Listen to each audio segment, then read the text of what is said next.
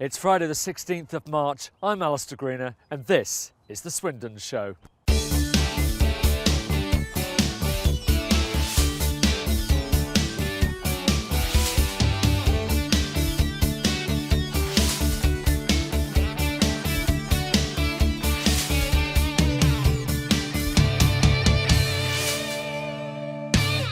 Hello and welcome to the Swindon Show, coming to you from here, Lydiard House and Park in West Swindon. And what a beautiful day it is. And actually not a bad place to bring mum on Mother's Day, don't forget.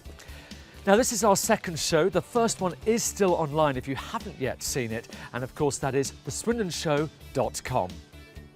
And talking of that first show, thank you so much for the amazing amount of feedback we've had. We really do appreciate that. And please do keep it coming. We want to hear from you because, as we've said before, it's your platform, it's your show. Maybe you know some local talent, an activity you want to recommend. Whatever it is, whether it's a story, let us know through the usual social media you can see on the bottom of the screen right now, from Twitter, hashtag The Swindon Show, Facebook, or even email us, studio@theswindonshow.com.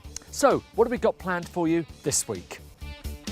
Our What's On guide, we chat to Helen Mear, organiser of the Big Arts Day, give you all the latest yummy deals in our Eating Out guide. We hear from you, the people of Swindon, in our new feature, Swindon Voices. We speak to an historian about Swindon's secret past, get all the latest sports news, our weekly competition, plus a great performance by Swindon Samba, in which I will attempt to play the drums. So we've now come inside this beautiful house, and it's a great pleasure for me now to talk to Sophie Cummings, who is the collections manager. First of all, thank you so much indeed for letting us come inside. Welcome to Lydiard House. Well, I have to admit, like many people probably in the area, I don't know an awful lot about this. It's a real hidden gem. Maybe for those of us who aren't familiar with it, give us a very brief, potted history of the house. Well, the house was built in the 1740s, so you've got this beautiful Georgian house. But in terms of Swindon, in many ways, history starts in 1943 when we were bought by the council. Fantastic. So, and it's still run by the council today? Still run by the council, yes. And it's an amazing venue. Not only we've seen outside already, inside. It's a great day out. And we talked earlier on of being Mother's Day. Perfect place to bring mum. Tell us about some of the things you have here. Well, we like to think it's a whole day out. So on a beautiful day like today, you can have a really nice long walk around the park. There's a playground for the little ones and some of the not so little ones as well. Got a beautiful walled garden filled with some really rare flowers. And then come into the museum, find out a little bit about Swindon's history. Well, it is. I mentioned it being a hidden gem, and of course that's a great opportunity for people to find out more about the history of the house and so on. So what about your job, collections manager? What does that mean? Well, we talk about all the objects in the museum as the collection. So I look after thousands of objects, everything from something very small to something as large as a piece of furniture. Well, it's great to have a look inside and see everything. Thank you so much indeed for letting us come inside. Now, when are you actually open? How can people find out more about you? We're open Tuesdays to Sundays, 11 until 5, now that the weather's nice and sunny. We are also open on bank holiday and have a big Easter trail coming up in Easter Sunday. Fantastic. Thank you so much indeed for letting us in the house and filming here today, and also for talking to us as well. Thank you very much indeed, Sophie. How about something to eat? Yeah, cafe just this way. Fantastic.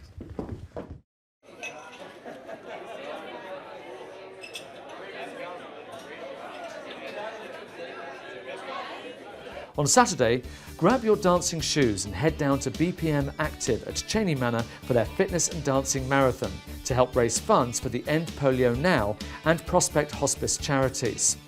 Also on Saturday, the life and works of Swindon-born poet Alfred Williams are set to be depicted in The Hammerman, a musical written by fellow Swindonian John Cullymore, which will be performed at New College's Phoenix Theatre.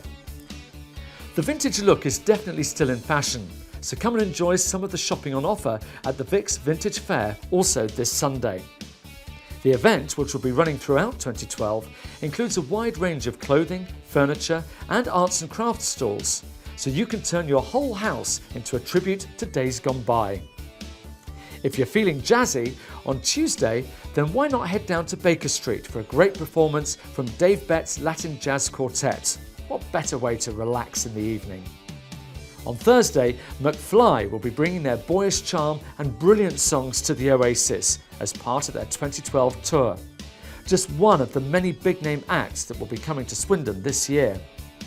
Tom Jones and Neil Diamond were, and in fact still are, regarded as some of the best voices in modern music, and now their talents are being recreated by just one man. Head down to Blunsdon House Hotel to see Ian Scott perform their most famous songs on Friday the 23rd. Oh, and by the way, don't forget about the sci-fi exhibition currently being held at Steam Museum, featuring costumes, special effects, props and more from your favourite sci-fi films. It's great to have an opportunity to explore this wonderful house, and we're now in the beautiful hall of Lydiard House, and I'm here to talk to Helen Meir, who is the festival director of the Big Arts Day, which has been going for, I believe, 3 years now. This will be our third year, yes. Fantastic. Tell us a little bit about how it started in the first place.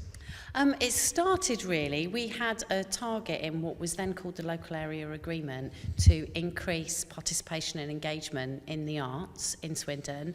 And what we wanted to do was to kind of celebrate all of the arts activities that actually happen here in Swindon and try and find a way of involving all of the different community arts groups, the amateur companies, to kind of create a showcase. And it was so popular in the first year, we planned for between 5,000 and 7,000, and somewhere between 15,000 and 20,000 people showed up. So it kind of showed that there was a real desire for an event like this in Swindon, and we really had no choice but to do it again last year, and we're back for our third year this year.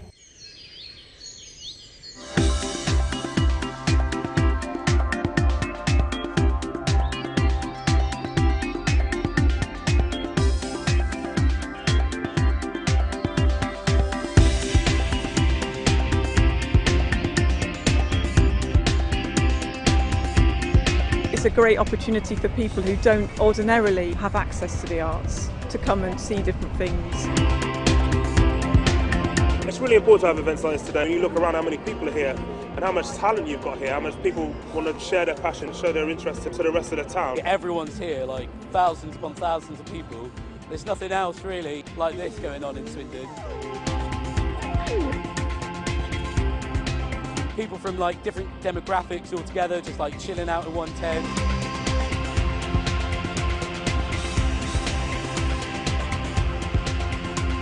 Gives everyone a chance to express themselves without kind of being singled out. A lot of people don't realise that there is so much arts and culture in Swindon. And I think it's important to have it here.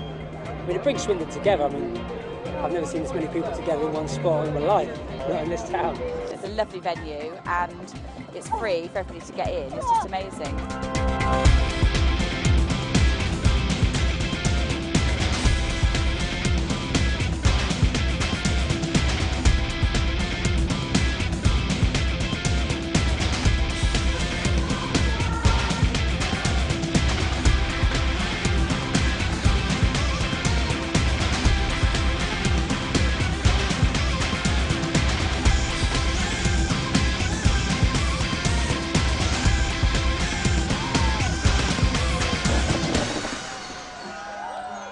Well, of course, that's the big excitement at the moment. That's what we're building up towards. It's July the 14th, Yep. and you want as many people to be involved as possible, don't you? Yeah, absolutely. We're just at the stage at the moment that we're going to be auditioning for really talented young urban dancers, urban artists, kind of gymnastics, circus, parkour type activities for a really special finale show that we're putting together just for this year. We're going to make our first 3 hours very young child, young family friendly. We love the fact that it's a festival for everybody, and we've been really keen on ensuring that we've got things that will attract, say, teenagers, for example, who are quite a challenging audience to deliver arts activities for. But we're also aware that for families with particularly very young children, they might not want to be here at 8 o'clock in the evening when the dance music zone is pumping out and that kind of stuff's going down. So this year in the Avenue, I don't know if you've explored outside yet, but up the Avenue, we're going to make that a dedicated family and children zone.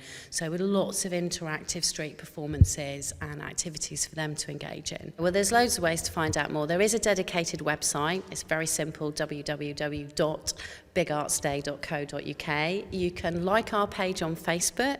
You can follow me, Helen Culture, on Facebook. You can follow me on Twitter. And we also have the Swindon Does Arts website, www.swindondoesarts.co.uk. And I'm writing a regular blog on there about what it feels like to be a festival director and the ups and downs of the planning process. Well, we look forward to reading all that. Thank you so much indeed for joining us. We look forward to actually seeing it, and we're going to have a little preview at the end of this show where you're going to see one of the performers at that festival. Thank you very much indeed. Thank you very much. Now, we all like to eat out, don't we? And what a great place this would be to eat out, but unfortunately none of it's actually real. But if you'd like to recommend a restaurant for our eating out guide, please do let us know through the usual ways. Now, if you're looking to eat out, you can't beat a juicy steak, can you? Whatever your favourite, whether it be ribeye, whether it be fillet, rump, whatever your favourite cut, you'll be delighted to hear there are plenty of restaurants in the Swindon area that do exactly that. And you can check out our steak guide on swindonweb.com. By the way, have you met Molly?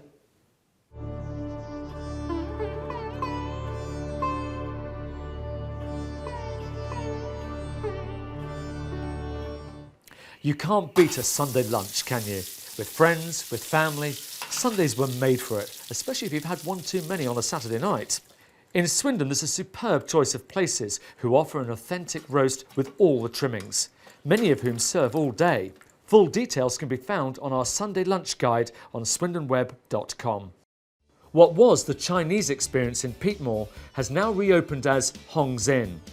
What's different in the restaurant is now an Oriental-style buffet, eat as much as you like, with over 120 dishes on offer. Dim sum, sushi, teppanyaki and a chocolate fountain are also on the menu for those who dine in the evening, Monday to Saturday and all day Sunday. The Hellfire Comedy Nights at the Wyvern Theatre are proving very popular, with a chance to enjoy a curry before some of the UK's top comedians take to the stage in Swindon. It all takes place in the Balcony restaurant, where for only £10 you can tuck into a fantastic Indian buffet. The next one is on before Lee Nelson's performance on Monday the 19th, as well as Rod Gilbert later on this month. Fratello's are currently offering a superb lunch deal. Two can dine for just £10. Available every day except Sunday from 12 until 2, there's a wide choice of authentic pizzas and pastas available. Highly recommended if you fancy doing business over lunch.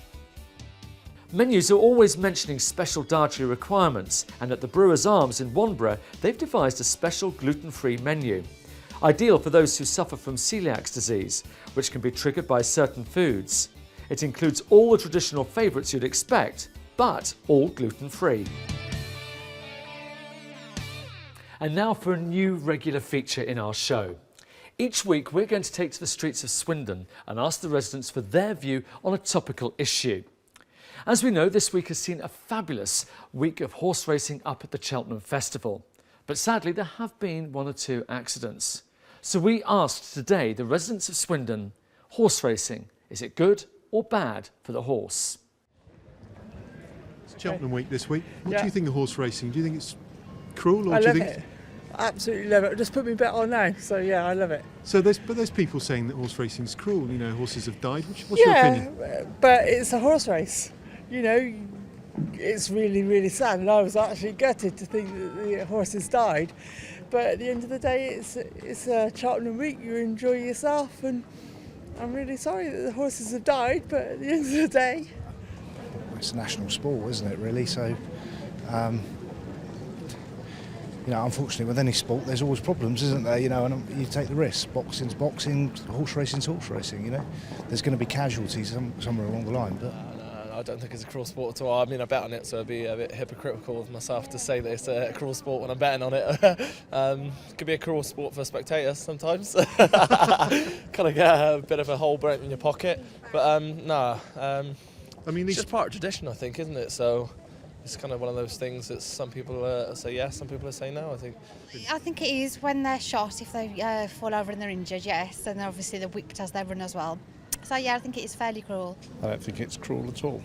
I think that the horses are born to run, they like running. Accidents happen. don't think there's any cruelty involved at all. I think the horses are probably, well, they are looked after beautifully, I should imagine. It's just unfortunate. I don't view it as cruel. I figure the horses wouldn't go along with it if they thought it was. If a horse is treated well, brought up well, it will enjoy. Obviously, race horses are bred to jump, and they do thoroughly enjoy themselves. But yes, I think they can suffer injuries at an early age, and it's a difficult situation then for retired racehorses. I kind of don't like the steeple chase when they're over the big jumps. Probably the Grand National comes to mind for that one. I think as long as the jumps aren't overstretching the horses, I'm a big horse fan. I do like horses, and on the flat it's great, it's good fun, and I think the horses show that they do kind of really show enthusiasm. But some of the jumps I think have just got a little bit too high. So I think it's quite cruel, especially when the jockeys whips the horses. What I often think with these things, just as a general point, is that there are many things that there's great cruelty to animals in the world. Most of it goes on in kind of industrial scale farming, and animals treated terribly. And it often seems odd that people pick on relatively minor issues about animal welfare, whether it's to do with fox hunting, whether it's to do with horse racing, and really the big issue is about industrial scale maltreatment of animals in the food production process, and it just seems like a mistake, really. A kind of a misallocation of campaigning resources. That's my feeling about it. So I just don't have a view on horse racing. I have a view about animal welfare and factory farming, which really does matter, but the rest seems to me so. We all think we know our history, and we all think we maybe know the history of our local area. But do we? How well do you know the area around Swindon? For example, did you know that there was an estate near Swindon at Highworth where 3,000 members of the British Resistance were trained during World War II? Well, last week I went to talk to somebody who gave us a little bit more of an insight of this fascinating history on our doorstep. This was a fair, actual life. It wasn't your life that fussed you. It was your wife's or children's or mother or father. It was a very highly pressurised factor. Most people think they know all about World War II. Dad's army, the home front, the Great Escape. But not a lot of people know about the thousands of volunteers that made up the British Resistance. In 2009, a group was formed in Highworth, Wiltshire. Its aim was to research and document this little-known organisation. The then small local group, known as the Coleshill Auxiliary Research Team, or CART, has now grown to a national group, made up of amateur historians and published writers on the subject. CART has researchers in all the main counties which faced immediate occupation by an invading army. These dedicated historians give up hours of their time each year to help preserve and document the work these brave men and women were prepared to do to protect our country. While there is a very good museum dedicated to the British Resistance in Suffolk, there's never been a network group of researchers exploring the secret bunkers and hidden world of this clandestine army until now. Since its conception, CART has uncovered a wealth of historical material, some new, some old, but it's all presented and published online for all to see. I'm now joined by Bill Ashby, who is from Coleshill Auxiliary Research Team. Now, Bill, it's great to meet you, and I'm fascinated that there's this amazing history of our region that many of us won't have known about. Yes, well, the whole organisation was called Auxiliary Units, and this was set up in 1940 under the instructions of Churchill to form a resistance against occupied England. And the Germans were sitting on the other side of the Channel, and in 1940, all around the coastal counties where invasion was about to happen, a resistance cell was made up in each of the villages. So a county may have 20 or 30 little patrols of 8 men who were all civilians, all dedicated to give their lives and do their utmost to hamper the Germans' occupation. And the amazing thing is, of course, that this all centred around here in Swindon or Coles Hill. Yes. Initially it started in an office in Whitehall, gradually moved to an office in Farringdon, and Mike Henderson, the brother of Lord Farringdon, was given the task of finding a suitable training site. So what can we actually see there today? Originally there was the big house, which unfortunately burnt down in 1952. Everything else is basically there in some form. There was an underground bunker, which was a typical underground hide that was all round the county, and that was country rather, and that was set there.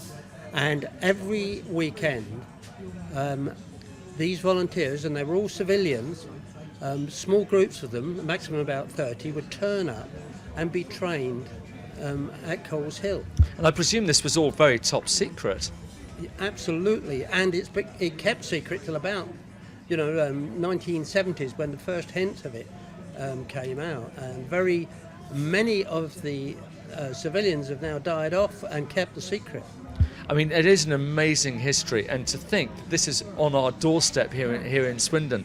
Just very quickly, how can people find out more about CART and their work, and maybe if they want to get involved? Well, we're all amateur researchers, and we appreciate any help that people would like to come in. We have a website, which is www.coleshillhouse.com. Just make contact. We don't bite, and we could do with help. And we especially could do with help knowing what the inside of Coles Hill House was like, because we haven't found anybody yet who can tell us. Fantastic. Well, thank you so much indeed for joining us. And that's Bill Ashby from CART. And you can find out more about how you can be involved in CART, or maybe give some of that vital information to Bill by the web address which is on the bottom of your screen now. What an amazing story, and all this history in and around Swindon, as you can see from here at Lydiard House. And you've got to come here. What a stunning place it is. So much history and so much to do and enjoy. Now, as you know, this is our second show. Our first was broadcast last week, and what an amazing response. Thank you so much. We've had some great feedback from you, not only with emails and Twitter, and I thought maybe we'd just share some of them with you, again, to say thank you very much indeed for keeping us informed with your opinions. Here's just a few. This one comes from Coxie944. Really impressed, very natural and relaxed style of presenting. Oh, thank you very much. Love the concept of using Rudy's. Well done. Another fan of Rudy's, I guess. This comes from @CoffeeGang. It's what a great show. Enjoyed the hashtag STFC feature and musical prodigy interview with Eleanor Williams.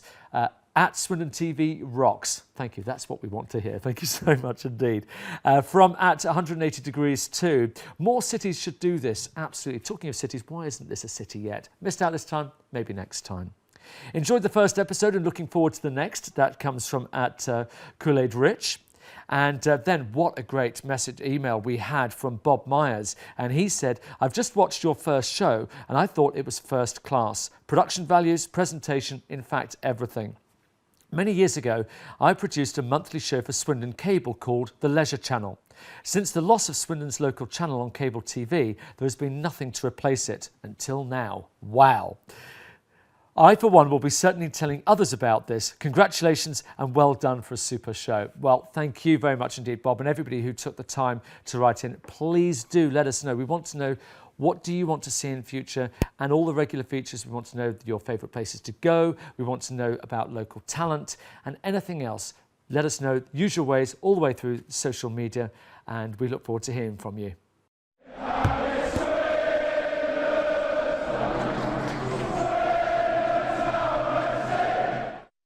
So now we're talking about sport, and a great pleasure to talk to Peter Mannion. And Peter, what a great week for Swindon.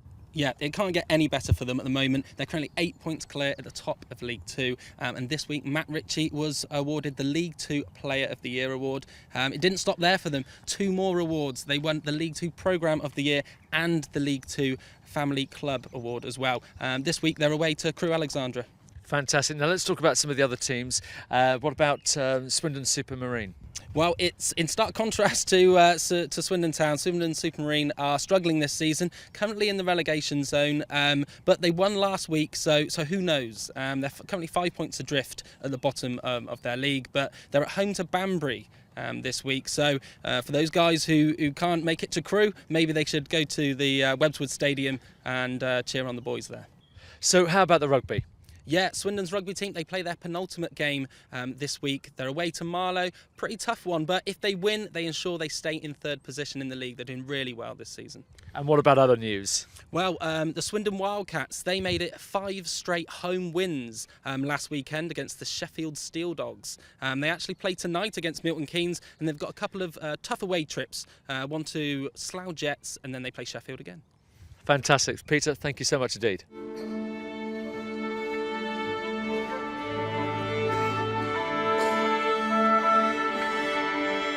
For the last part of this week's show, I've come to the Isambard Community School in North Swindon, where I'm going to be meeting Swindon Samba, have a chat with them, and who knows, if I'm lucky, they might even let me have a go. Judging by the noise, I think we found the place. This is definitely it. Oh, it's very loud, so I'm going to try and talk to Luke, who's the musical director or mestre.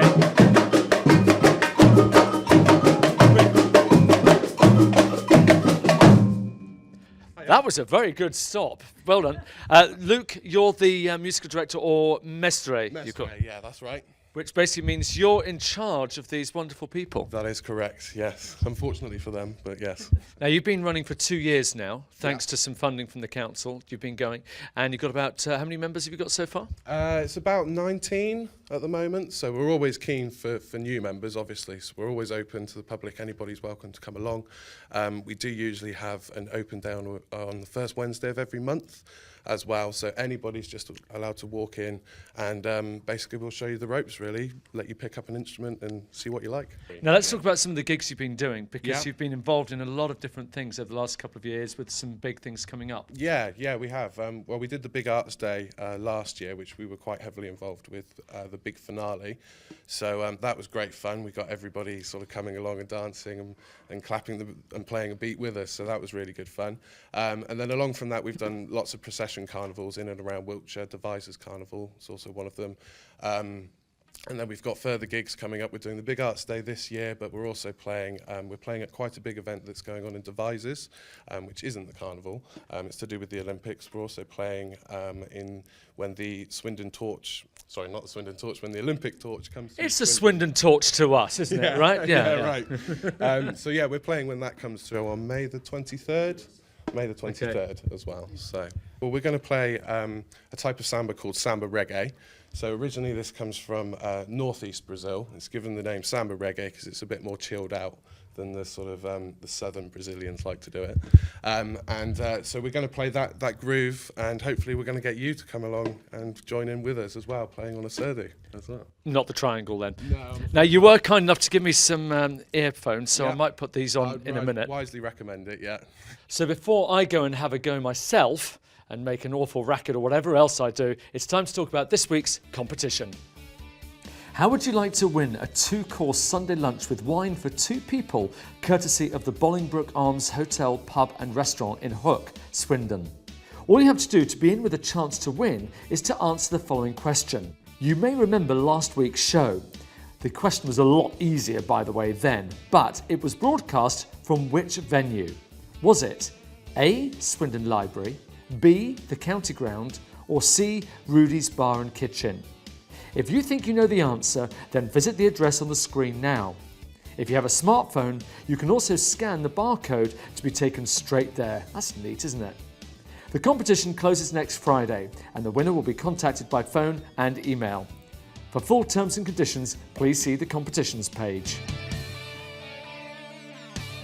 We really hope you've enjoyed this second show of the Swindon Show. We've had a lot of fun presenting it to you, and a big thanks to everybody who's taken part. Luke and Swindon Samba, along with Helen, also Lydiard House. What a great venue to be filming from today. And most of all, thank you for watching. Remember, please stay in touch with us on Twitter, # The Swindon Show, Facebook, or even email studio@theswindonshow.com.